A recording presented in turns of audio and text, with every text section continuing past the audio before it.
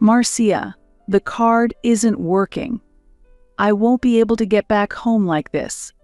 Fix this right now," yelled my husband over the phone, unable to check out of the hotel. When I was in college, I lost my parents in an accident and had to work multiple part-time jobs to cover my tuition, struggling through my student life. To turn things around, I took a friend's advice and started a business. Despite facing many hardships, I focused entirely on work. As a result, the company steadily grew, and I now participate in management as vice president. While many of my friends were getting married and starting families, I also began to seriously consider my happiness. I instantly hit it off with my husband when we first met. We got married within 2 months. However, after getting married, my husband started relying on my income and declared he would become a stay-at-home husband. I've been urging him to at least work part-time, but he refuses to listen. One day, I noticed my credit card was missing. My husband had taken it and gone on an overseas trip with his parents. I tried calling him several times, but couldn't reach him. When I finally got through, he sneered and said, "Don't interrupt me while I spend time with my family, something you're incapable of doing." "Got it," I replied with a smile. Little did my husband know, his misfortune was about to catch up with him. My name is Marcia Gray. I'm 33 years old and currently serve as the vice president of a venture company. I am now financially stable, but I once experienced a time so difficult that I struggled to even afford food. The reason behind this was the unexpected loss of my parents during my time as a student. My parents were struck and killed by a car that ran a red light as they were crossing the intersection. Back then, I thought I would continue leading a normal life, spending time with friends at cafes and studying together. But the death of my parents turned my life upside down. After their passing, financial difficulties became a major source of concern. The biggest challenge was figuring out how to pay for my tuition. I tried to cover it with scholarships and part-time jobs, but that wasn't enough, so I found myself constantly working multiple jobs while attending classes on barely any sleep. One day, Morris Ward, a classmate, made an unexpected proposal. "Marcia, how about we start a new company together? If we combine your talent with my business skills, we have a good chance of succeeding." Morris was highly regarded at the university and respected by many. Starting a company involved great responsibilities, but I decided to take that challenge face forward. I was constantly worried about what would happen if we failed and how I would find the time given my busy part-time job schedule. But how will we handle it if we fail? Besides, I'm too busy with part-time work and don't have the time, I said. Morris smiled warmly, as if he fully understood my concerns. I then saw a determined spark in his eyes. "Don't worry, we'll succeed," he assured me. His confident words had a strange way of bringing comfort, and his charisma made even the impossible seem within reach. At that moment, I felt a strong need to break free from my current situation, so I agreed, and we founded a venture company while still in university. During the initial stages of funding, we frequently faced rejection from banks, making it extremely difficult. Hiring was also a major challenge, as it wasn't easy for a small startup to attract talented people. Even after placing job ads, few applicants came forward, and finding the right candidates was very tough. However, thanks to Morris's calm decision-making and precise advice, we gradually strengthened our team. As a result, the company steadily began to grow. Morris and I developed a deep trust in each other, overcoming many challenges together, and solidified our bond as key business partners. As time passed and I reached the age of 33, I suddenly realized that I had devoted almost all my time to work. I didn't regret the effort I put into paying for my education and supporting myself alone. I take pride in the company I built from the ground up. The business is thriving, and as a venture, it has achieved notable success. Over 10 years have passed, and both the number of employees and revenue have significantly increased. However, as close friends around me began getting married and starting families, I realized that my life revolved entirely around work. In a moment of self-reflection, I started questioning my current lifestyle. One day, after a lunch meeting, I was talking with Morris and suddenly voiced those feelings. "Morris, lately I've been seeing friends my age getting married, and it made me think." Morris was a bit surprised by the unexpected topic. "What's this all of a sudden?" he asked. "I've been focused solely on work since graduating from university, but I'm starting to wonder if that's really okay." "Are you saying you want to get married?" Morris asked in return. After hearing my thoughts, Morris pondered for a moment before responding. "If you're not satisfied with how things are now, seeking change is one option." "I see. Life isn't just about work. That applies to marriage too. But if you want to enrich your life moving forward, I recommend taking that first step." Hearing those words gave me a chance to reflect on my life and reconsider my direction. I had never really thought deeply about anything outside of work before. Encouraged by Morris, I decided to start looking for a partner. A friend introduced me to a safe matchmaking app, and I started using it right away. I scheduled dates after work, spending time at restaurants, bars, and movie theaters. After several dates, on the fourth one, I met Ryan Torres.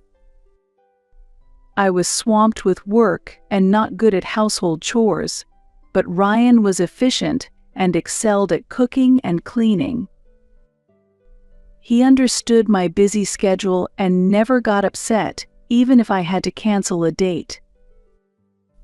Our relationship progressed smoothly, with both of us thinking about marriage from the beginning. Just 2 months after we started dating, we decided to get married. However, right after the wedding, Ryan suddenly announced that he was quitting his job and becoming a stay-at-home husband. I was surprised by this unexpected turn of events and couldn't hide my shock. "What just happened?" I asked, bewildered. Ryan replied calmly. "From now on, I'll handle the household chores so you can focus on your work." "But why would you make such a decision without even discussing it with me?" As I struggled to process this, Ryan nonchalantly explained. "You're earning an income, so there's no issue. If I take care of everything at home, it'll make things easier for you." I was stunned by his response. Was he planning to completely rely on my income? "Even though I'm earning, we're not that well off. You should at least find some kind of job, even if it's just part-time. But no matter how much I pleaded, he refused to listen. No, I'm done working for a company. If you're making money, that's enough. I was simply dumbfounded by his selfishness, but as a newlywed, I couldn't bring myself to argue back at that moment. To make matters worse, he also started asking me to send money to his parents. Family is about helping each other. I'm a stay-at-home husband now, so Marcia, I'm counting on you. But if he was earning an income, I wouldn't mind supporting his parents, but forcing it onto me didn't feel right. Another reason I hesitated was because his parents frequently made snide remarks, falsely believing that I was forcing Ryan into doing the housework. Recently, while having a meal with his parents, they started their usual criticisms. His mother put down her chopsticks and said, "Marcia, you're making Ryan do all the housework. Poor him. Do you really think this is right? He mentioned she's not good at housework, but as his wife, shouldn't you work on improving that?" His father added, criticizing me. I didn't know how Ryan had explained things to them, but it was clear they saw me as the villain. That's not true. Ryan was the one who wanted to be a stay-at-home husband. I protested, but Ryan quietly whispered, "Calm down, just support me here and apologize. I'll clear up the misunderstanding later." Even though he whispered those words, I was frustrated that he didn't stand up for me at that moment. I kept asking him if he had cleared up the misunderstanding afterward, but he always brushed it off, saying, "I haven't had the chance to talk to them." I felt rejected by my in-laws and unsupported by my husband, leading me to despair over this marriage and start considering divorce. However, when I went to the hospital because of persistent stomach pain, I unexpectedly found out that I was pregnant. I felt a mix of surprise and joy and rushed home to share the news with my husband. "Ryan, I'm pregnant," I told him. "Really? That's great. I'm looking forward to it," he replied, surprisingly calm, which left me a bit confused.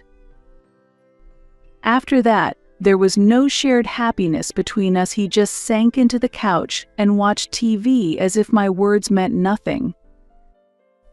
The joy I felt quickly evaporated, replaced by disappointment and sadness that seeped into my heart. His lack of interest deeply hurt me. Unable to hold back my tears, I retreated to my room, disillusioned by his indifference. Has the love we once shared faded away? Even with a new family member on the way, he didn't seem happy. I realized there was no longer a future for us together. The thought of divorce loomed heavily in my mind. But considering the child growing inside me, I couldn't make that decision so easily. Could I really raise a child without a father? Maybe things would change once the baby was born. Perhaps my husband and in-laws would show a different attitude. Clinging onto this faint hope, I resolved to continue with this life for the time being. Time passed, and one day, I noticed an unusually large charge on my credit card statement. Then I realized the card wasn't in my wallet. Had I lost it, or had it been stolen? Or was it used fraudulently? Feeling anxious, I brought it up with my husband.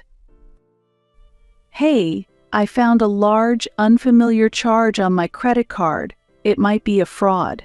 Should I contact the card company?" I asked. To my disbelief, he responded, "I was the one who used it. It's not fraud, so don't cancel the card." Apparently, after quitting his job and running out of savings, he had secretly taken my credit card from my wallet and started using it without telling me. Even though I had been giving him money for groceries and household expenses. "Why did you use it without my permission? And what did you spend such a large amount on?" I pressed him. "It's my right to spend it on whatever I want. I just need some money I can use freely." He shot back. "Then get a job and buy things with your own money." I retorted, but this was a conversation we had repeated countless times. No matter how much I pleaded or got angry, my husband had no intention of working.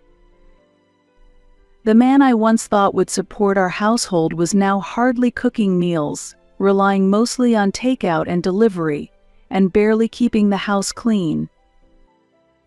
When I complained about this, he lashed out in anger. "You're the one making the money, so what's the problem? I'm your husband, and I'm doing the housework as a stay-at-home husband. I have the right to at least that." He shouted and eventually stormed out, saying he was going back to his parents' house. Anger and sadness filled me over his actions. Aren't families supposed to support each other? I'm pregnant now, but I'm starting to seriously doubt how much he really cares about our future as a family. My hard work has built the career and income we have now. Just because we're family doesn't mean I can accept him making large purchases without consulting me. I took deep breaths repeatedly to hold back the tears and anger. That night, he suddenly returned home with his parents. The door burst open, startling me as I stood up. The moment his parents came in, they immediately began their harsh criticism. "It's because you've been forcing housework on Ryan that he's been neglecting his duties." They accused me. "As a woman, you should be doing the cooking, laundry, and cleaning. Don't use work as an excuse to slack off." They continued. My anger reached its peak.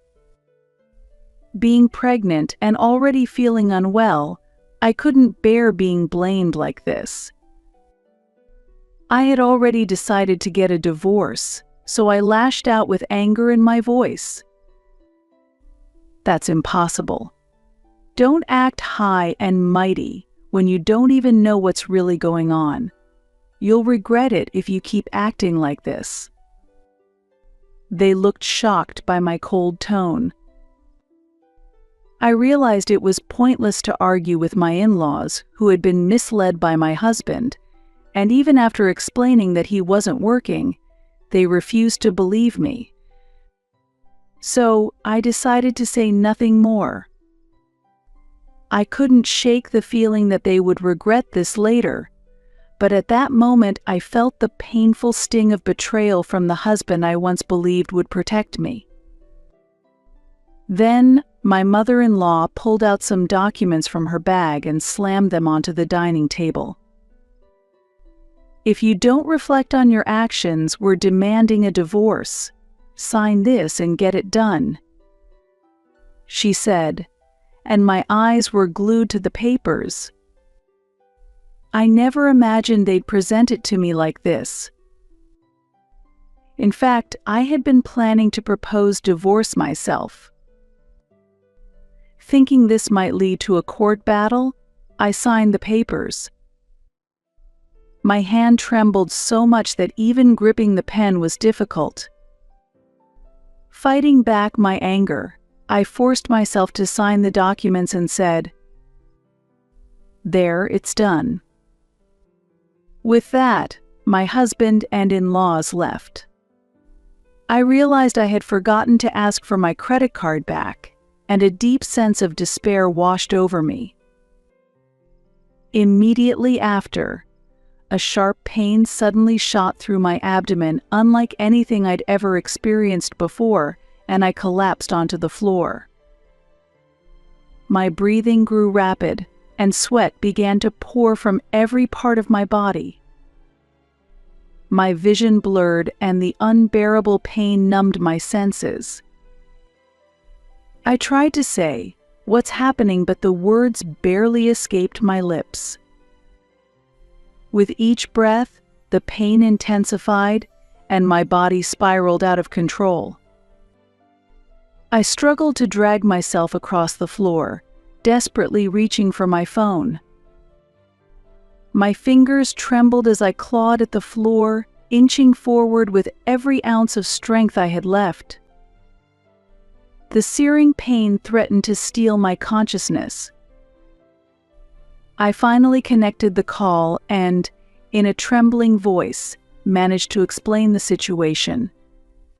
"Help. I'm in severe pain. I'm pregnant." I gave them my address and ended the call.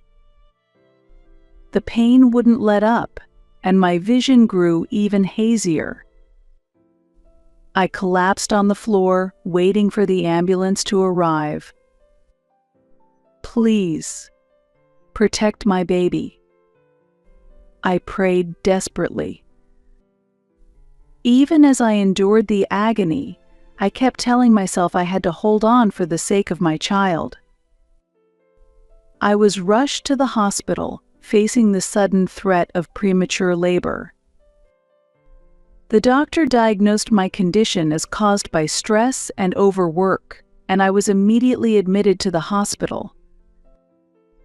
Overwhelmed by fear for my baby's safety, I must have passed out after arriving at the hospital, as a wave of relief hit me. After being in a coma for 2 days, I finally opened my eyes in the hospital room. The pain had subsided, and my body felt somewhat more relaxed. I suddenly became aware and checked my belly. I could still feel the presence of new life there. I took a deep breath, feeling comforted by the quiet surroundings and the soft light coming through the window. Gradually, my memories came back. I recall the intense abdominal pain, the emergency ambulance ride, and the terrifying feeling of losing consciousness. Grateful that I was safe and still here, my thoughts turned to my husband. I need to contact him. I grabbed my phone and dialed his number, but he didn't answer. I remembered giving the paramedics his contact information when I was transported, but I hadn't received any word from him. I tried calling several times, but still no response. Anxiety began to weigh heavily on me. On the 5th attempt, he finally answered, but his voice sounded strange, and the connection was poor. "What do you want at this hour?" he asked. I was rushed to the hospital due to signs of premature labor. "It happened after you and your parents left." I asked him to bring some necessities, but his response shocked me. "That sounds tough, but I'm overseas right now, so I can't do anything." "Overseas? Why?" I asked, stunned. "I'm enjoying a vacation in Singapore. Don't bother me while I'm spending time with my parents, to fulfill my filial duty, something you can't handle," he replied. I was left speechless. There's no way an unemployed man could afford an overseas trip. But since he kept emphasizing filial duty, there must have been some source of funds. With my voice trembling, I ended the call with a simple "got it." Afterward, I went straight to the hospital's gift shop, purchased stamps and an envelope, and then made a phone call to a certain number. The next day, my husband called in panic. "The card's not working. I can't get back home like this. Fix this right now," he demanded. I canceled the card. I calmly replied, though inside I was seething with anger. "What? I can't pay for anything. What are you going to do about it?" he asked, growing more desperate. "That's your problem," I answered firmly. "This isn't just my problem. I'm still your husband," he shot back. I couldn't help but laugh. "What's so funny?" he asked, clearly confused. "Our marriage is almost over. The divorce process is already underway," I said, and his voice shifted to a tearful tone. "Please just let me use the card temporarily so I can get home. I'm begging you," he pleaded, but my heart was unmoved. "Figure it out on your own. You're no longer my concern," I coldly responded and ended the call. 3 days later, Morris, my friend and the company president, came to visit me. "Don't worry about work, just focus on resting for now," he said, to which I replied with a smile. "It's the first time I've done absolutely nothing like this." But just then, the hospital room door burst open. My ex-husband and his parents, freshly returned from overseas, stormed in. The moment he saw me, my husband shouted, "What have you done?" "I had to borrow money from a friend just to get back home," his mother screamed. "This is unbelievable. How could you put us through this?" His father joined in, yelling. Our son's carefully planned trip was completely ruined. Their fury exploded as Morris and some passers-by watched. Despite the commotion, I remained calm. He paid for the trip with my credit card, without my knowledge. The moment I said that, the atmosphere in the room shifted. My in-laws exchanged stunned and bewildered looks, their faces reflecting the shock as if they had been struck by lightning. I continued speaking. "Right after we got married, he announced he would be a stay-at-home husband and quit his job. But he's barely been helping with the housework." As these words quietly echoed through the room, I could see the visible distress on my in-laws' faces. "What? Ryan isn't working? That can't be true. He told us he had a job." My mother-in-law stammered, her voice trembling, with clear worry and confusion in her eyes. My father-in-law also looked at me, his face a mixture of shock and disappointment. "The truth is, he's been unemployed the whole time, and I've been the one supporting the household." Hearing this, my in-laws turned to my ex-husband with expressions of disbelief. Their eyes were filled with betrayal and deep disappointment. My mother-in-law pressed her lips together tightly, while my father-in-law clenched his fists in anger. My ex-husband couldn't do anything but avert his gaze under their piercing stares. At that moment, Morris began to speak. "Mr. and Mrs. Torres, I have something important to discuss with you. I'm the CEO of the company where Marcia works. Through our conversations, I've been made aware of Ryan's unemployment and the fact that Marcia has been the one financially supporting the household. As Morris said this, my in-laws' faces showed shock and disbelief. He calmly presented his business card and showed them the company's website. They took the card, their hands trembling as they examined it. They couldn't deny the truth any longer, and their expressions became a blend of astonishment and confusion. As a matter of fact, our company is currently a key client for a major project at Mr. Torres's workplace. However, we do not wish to continue working with unreliable partners. This can't be happening. What's going to happen to the project? Ryan, how are you going to explain this? My father-in-law stammered, his voice shaky, barely able to get the words out. He looked as though he'd been utterly crushed. My mother-in-law, too, buried her head in her hands with an expression of disbelief. How did it come to this? They were both pale, their despair evident. Wait. Marcia, please help me. I want to make things right. Ryan pleaded. My ex-husband grabbed my hand tightly, desperately pleading with me. His eyes were filled with despair and fear, and his hand trembled. Given how he had ignored me in the past and done as he pleased, I wasn't surprised to see him begging like this. It's too late.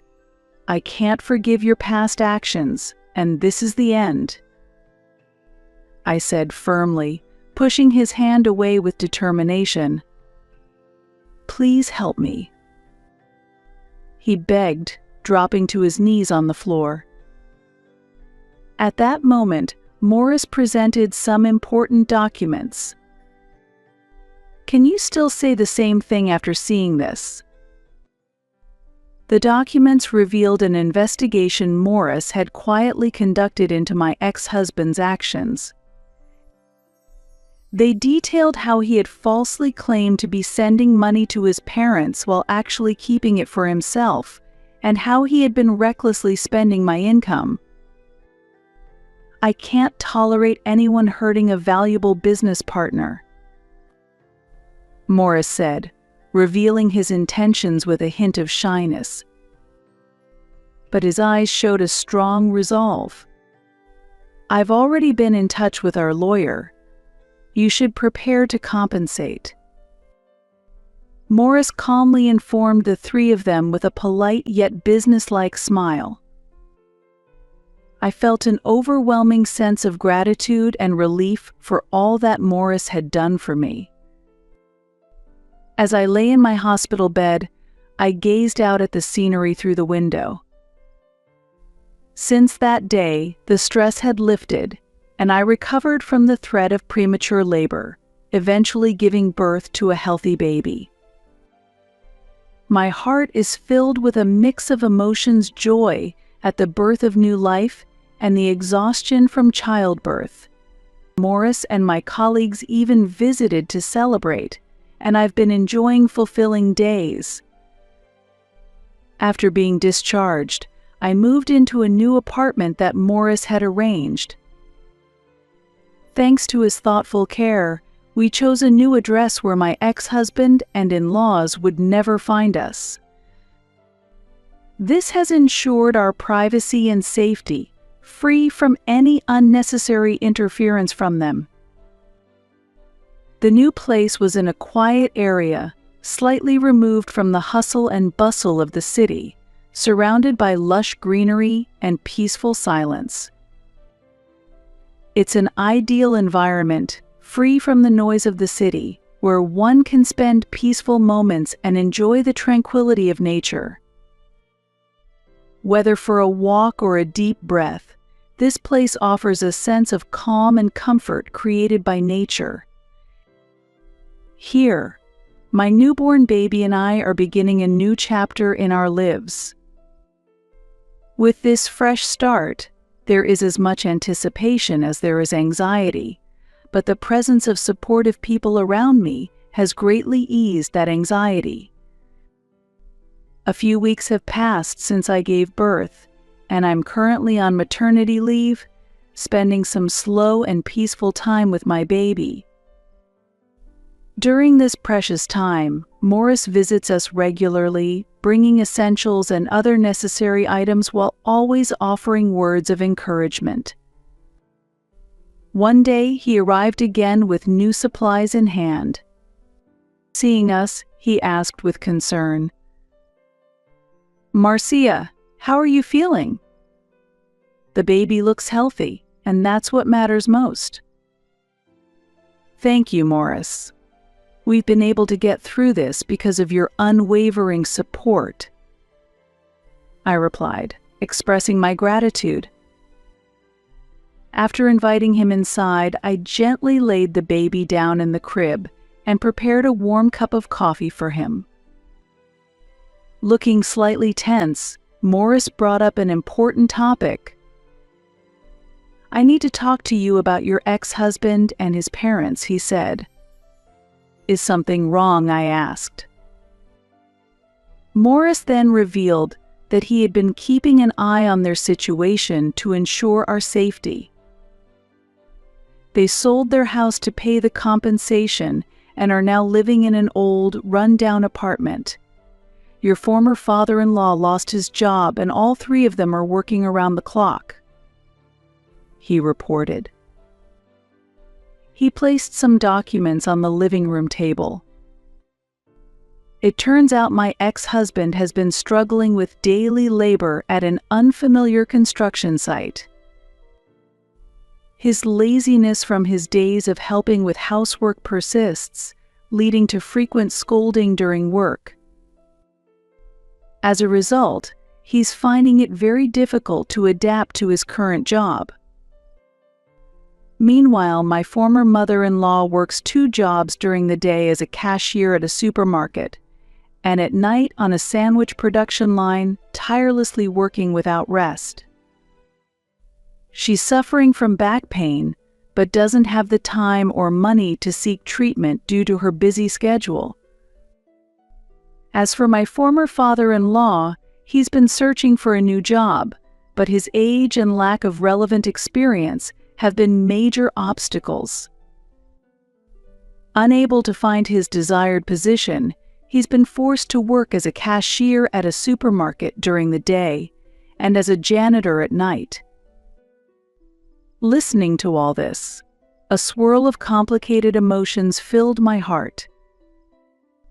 But more than anything, I felt that their current struggles were the consequences of their own choices. I briefly felt a pang of sympathy, but it quickly faded. Staying calm, I said, "Well, that's the result of them betraying us." Morris nodded in agreement and said, "You're right. Now you're finally free. Let's focus on your happiness and the baby's well-being from here on." I wholeheartedly agreed with Morris's words and felt, more than ever, that my life from now on would be dedicated to my child and me. The difficulties and pain of the past are now behind me, and I'm ready to embark on a new beginning. Afterward, through my lawyer, I demanded that my ex-husband and in-laws pay the alimony and return the savings that were used without permission. Though they claimed they were unable to pay, I had no doubts anymore. For the sake of my and my child's future, I stood tall and faced them head-on. I won't be thinking about marriage anymore. From now on, I'll live a happy life with my child," I declared with a smile. Morris responded, "That's the right decision. You're incredibly strong, and you deserve all the happiness that's coming your way," offering me words of encouragement. Our future is now focused on finding happiness together with my child. This confident new beginning marks a significant step forward for us.